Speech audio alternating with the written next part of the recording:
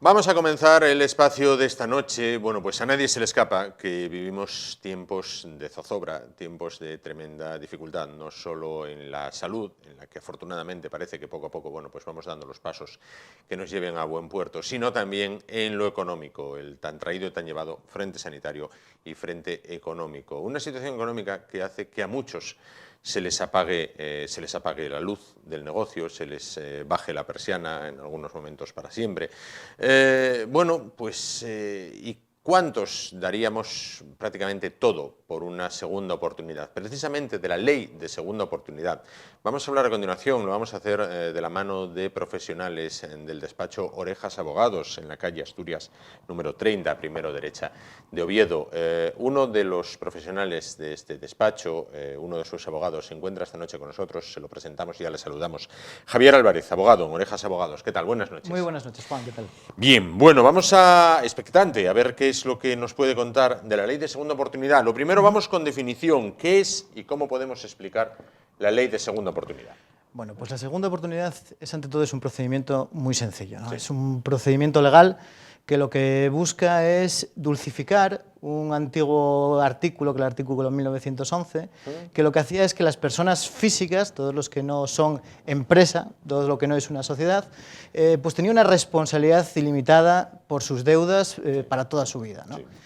Con la ley de segunda oportunidad lo que se busca es establecer un parangón para ese tipo de personas entre los tan manidos y tan escuchados durante muchísimo tiempo de una sociedad que está en concurso, que cada vez que abrimos un periódico pues nos encontramos tal sociedad ha concursado, sí, tal sociedad está con un ERE, no sé qué. Pues eso mismo es lo que se intenta extrapolar a las personas físicas para que, llegados en un momento determinado en los que se encuentran pues en una situación que ya no pueden más, una situación de sobreendeudamiento, de falta de liquidez, de que no pueden pues pagar regularmente todas las cuotas de préstamos, de tarjetas y demás, pues poder establecer ese punto de inflexión en los que ese mecanismo les permite decir stop, paro, veo cómo es mi situación financiera, intento llegar a un acuerdo con los acreedores y quizás ya en último término pues que sea un auto judicial el que exonere y el que les perdone todas las deudas y les permitan, evidentemente, respirar, ¿no? Claro, claro.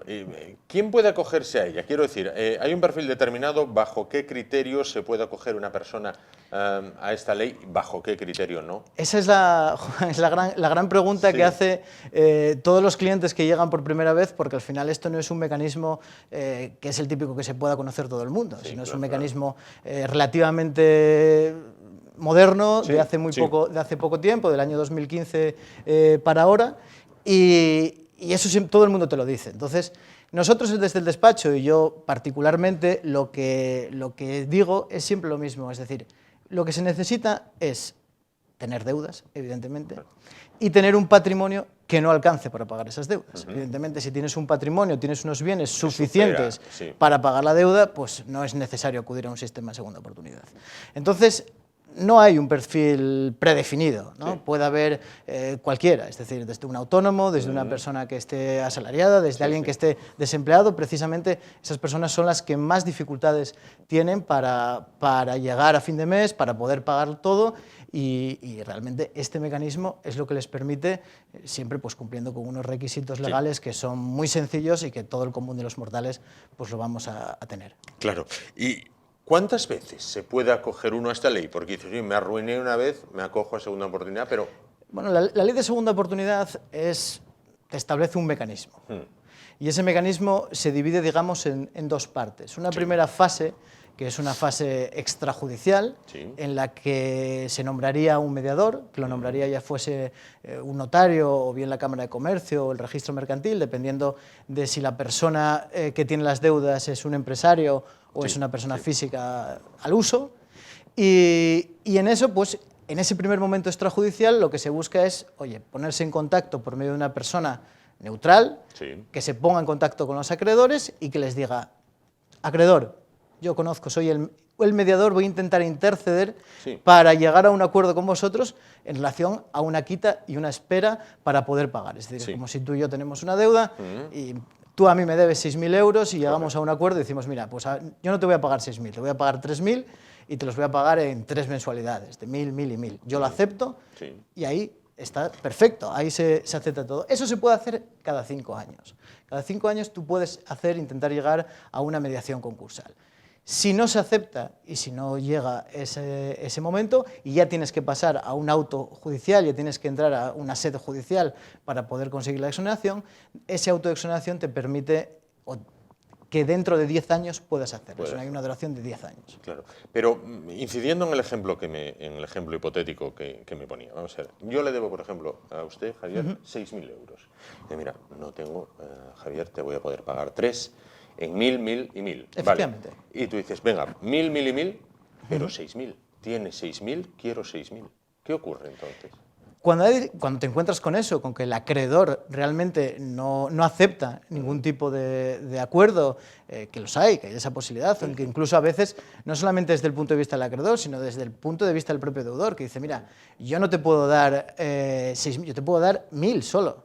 Y tú me dices, no, mira, no, eso tampoco lo quiero. Entonces, ahí se abre la puerta a que vayas a un concurso consecutivo, es decir, el propio mediador o el propio deudor puede presentar una solicitud de concurso consecutivo, entra en eso que ya habíamos hablado, en un concurso de acreedores, y a partir de ahí lo que se busca es vender, realizar todos los bienes que tienes para intentar pagar parte, porque evidentemente, como te digo, si tienes para pagar todo no necesitas entrar en este mecanismo, y si no tienes nada, pues lo que haces es acudir al sistema de exoneración, a un incidente dentro del propio procedimiento, que lo que termina y culmina es en un auto judicial en el que pues, te exoneran de todas las deudas y se entienden como canceladas, y con la gran importancia de que con eso no solamente se termina y se cancelan las deudas de cara a tu deudor, sino también lleva que se te quite la deuda que tienes en los ficheros del Banco de España, en ficheros de morosidad, que puedas cancelar y archivar todas las ejecuciones, que se levanten embargos, etcétera, etcétera, y sobre todo que se terminen las llamadas.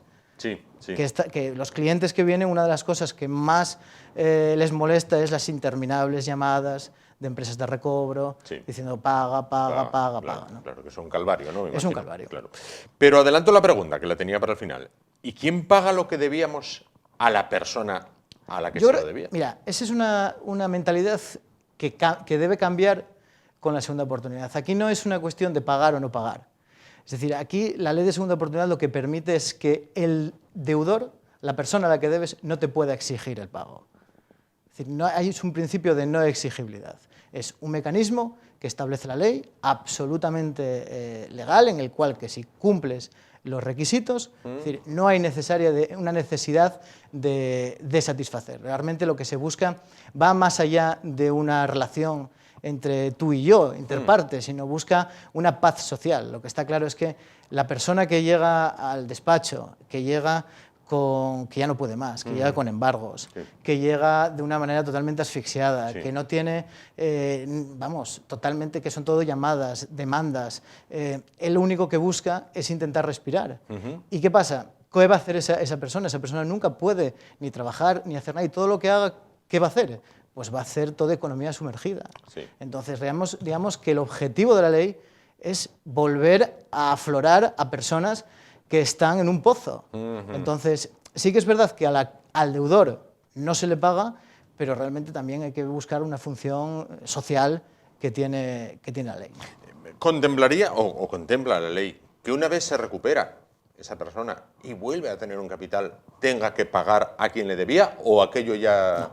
Nada. No. Correcto. En el momento en el que tienes la exoneración absolutamente definitiva que existe, eso se establece lo que yo te decía al principio, ¿no? Es un punto de inflexión. A partir de ahí, en ese momento... Un reseteo. Efectivamente, en ese momento yo puse encima de la mesa todo lo que tenía, lo bueno y lo malo, y con eso se hizo lo que se pudo. A partir de ahí, si mejoro en fortuna y me viene mejor, pues oye, bienvenido sea para todos.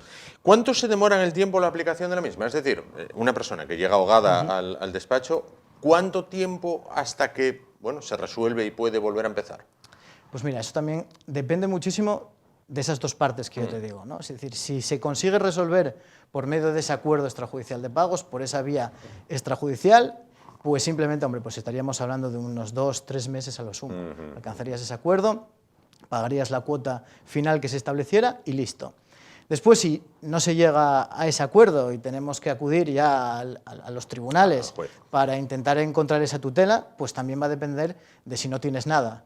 Claro. Si no tienes nada, pues no hay nada que vender, no hay nada que realizar y es más automático. No hay nada que rascar. Evidentemente. Si tienes bienes, que generalmente son bienes inmuebles, bienes raíces, pues oye, hay que intentar venderlos de alguna manera para intentar pagar parte de ese débito que tienes. Entonces se va a extender más en el tiempo. Pero más o menos yo hablaría entre 6 meses, que podría ser lo mínimo, atendido también a la agenda judicial y demás, a 1 año y medio, que sería un poco lo máximo, ya pues vendiendo ya bienes, una vez que se hacen los pagos y demás. Claro.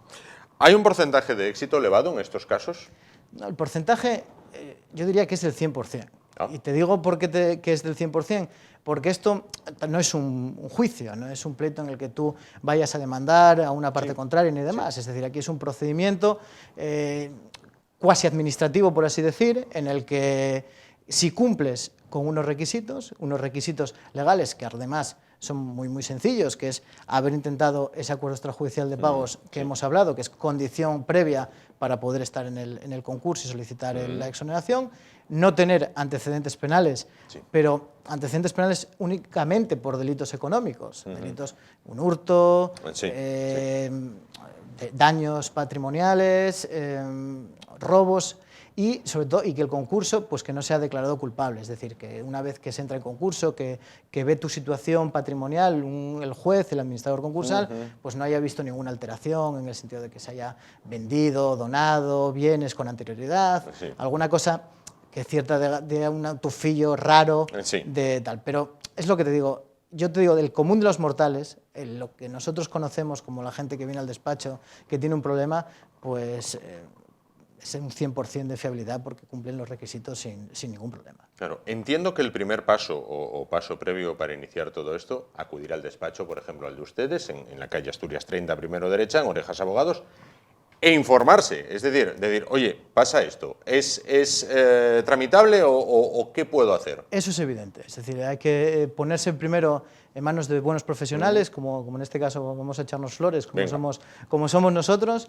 y informarse, porque realmente toda la gente que esté en esa situación ya no te diría que es el único mecanismo que tienen para salir de ella, y es un mecanismo como relativamente sencillo, en el que no hay unos requisitos absolutamente estrafalarios para poder acceder, y que por lo tanto nosotros les animamos. Nosotros tenemos también una política de que la primera consulta es gratuita para todos estos temas de segunda oportunidad, y para nosotros también ayudar a las personas pues nos es una gran satisfacción, porque realmente cuando llevas en esto muchos años, como es mi caso y el de mis compañeros, pues tú ves que los clientes del día 1 a que llegan, al día, vamos a decir que dura 1 año el procedimiento, al 366, después del 365, ves que cambiaron. Claro, sin duda. Yo no te digo más al año siguiente. Claro, la gente se le nota en el rostro. Lógico.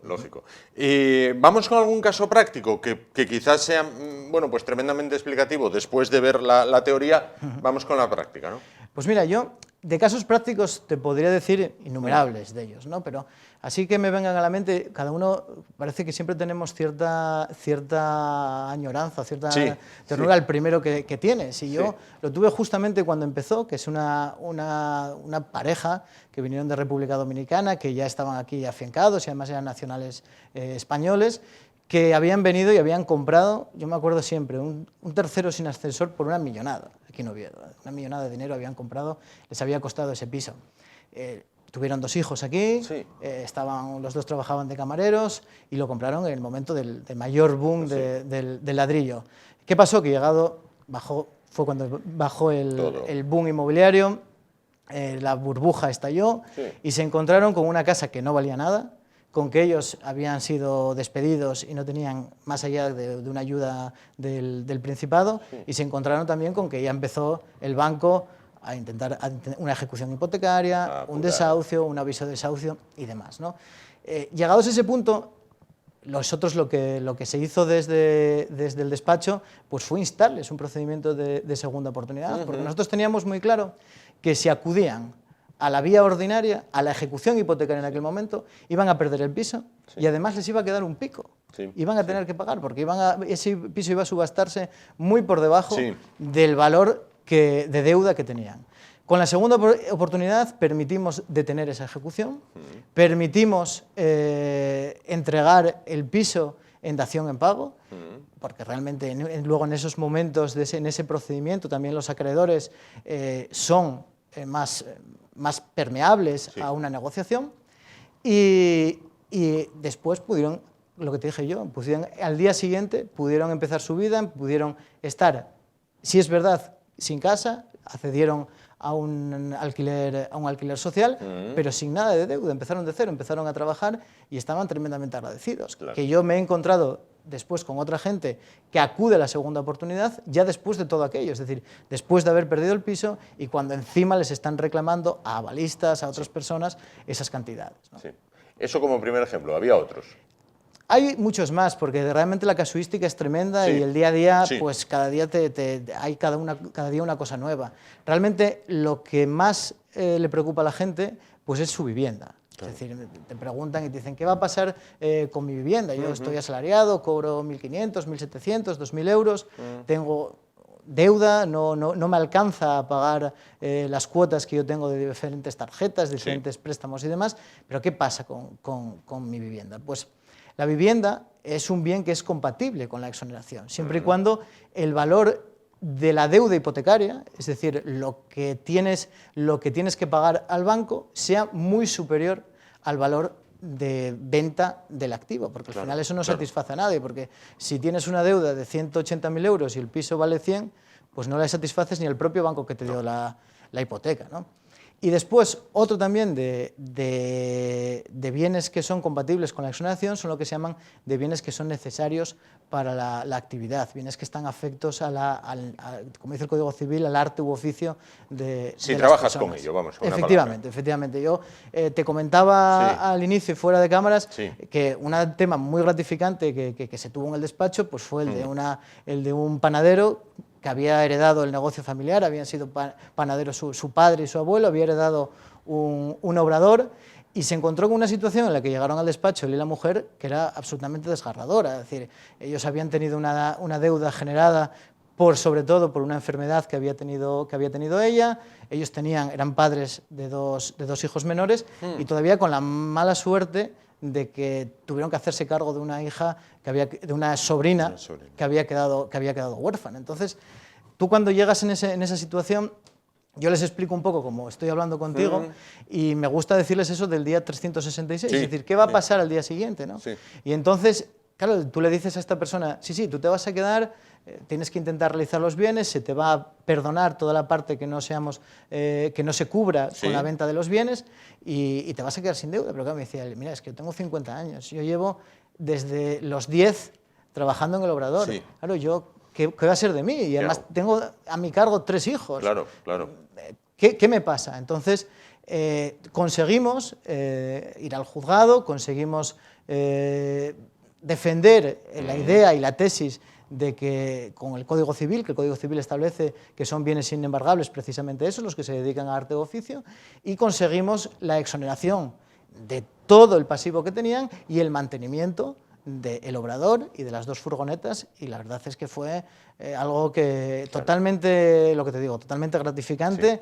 Y lo que te decía, es decir, yo viéndolos ahora, que me los encuentro por ahí, digo yo, es decir, se les nota hasta en la cara el alivio y que aquello parece que tienen un foco, es decir, cuando llegan como con cierta oscuridad, apocopados, por así decirlo, y ya cuando los encuentras después de todo esto, los ves como que les cambió, que la vida les continuó y que les dio pues una segunda oportunidad, ¿no? Claro.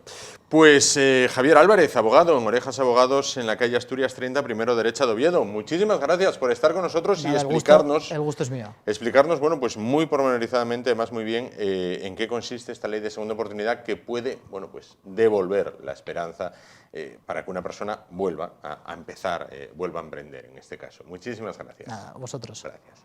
Nos vamos rápido a publicidad. En un momento volvemos y continuamos. Bueno, pues no con la segunda oportunidad, sino con la segunda parte del programa de hoy. Hasta ahora.